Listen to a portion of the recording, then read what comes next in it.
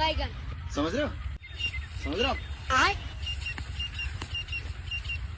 इस बाबा? सज्जन को क्या तकलीफ है बाबा? भाई?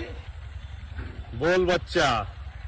बाबा हम बहुत बड़े समस्या में फंस गए बानी बाबा, बहुत बड़ा हमार समस्या हमारे ऊपर आ गई बाबा, कुछ उपाय बताओ बाबा।